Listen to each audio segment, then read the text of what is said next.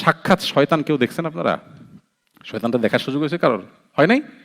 Okay, let's go, আমরা দেখি, শয়তান দেখার চেষ্টা করি।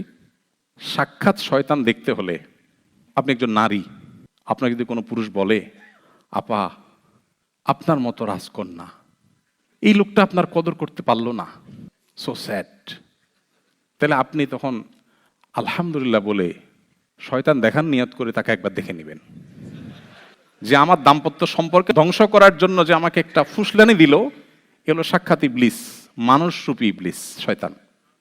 ফার্ম দেওয়া, রাইট, সঠিক বলেছেন। একইভাবে কোনো পুরুষকে যদি অন্য কোনো মহিলা বা অন্য কেউ এসে বলে, ভাই আপনার মতো রাজপুত্র কি না মেয়ে পাইতেন আপনার জীবনে, ইস কেমনে কাটাই দিলেন আপনি জীবনটা, তাইলে আপনিও শয়তান দেখার নিয়ত করে বিসমিল্লাহ বলে একবার দেখে নেবেন। কারণ হলে হাদিসে আসছে, নবী সাল্লাল্লাহু আলাইহি ওয়াসাল্লাম বলেছেন, কোনো অপরাধ, দেখেন নবী সাল্লাল্লাহু আলাইহি ওয়াসাল্লামের কথাগুলো খুব সাধারণ কোনো কথা না, সিগনিফিক্যান্ট ইন্ডিকেট আমাদেরকে করে।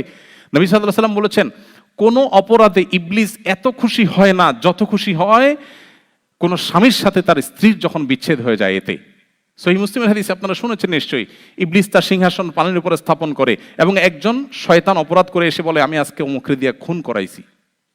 শয়তান বলে ওয়েল, তবে খুব বেশি অ্যাপ্রিসিয়েট করে না। আরেকজন এসে বলে, আমি একজনকে জীবনে মদ খাই না, আজকে তারে আমি মদ খাওয়াইছি। আরেকজন এসে বলে, আমি আরেকটা দিয়ে আরেকটা কাজ করাইছি, গীবত করাইছি, কারো হক মেরে খাওয়াইছি, ইত্যাদি ইত্যাদি।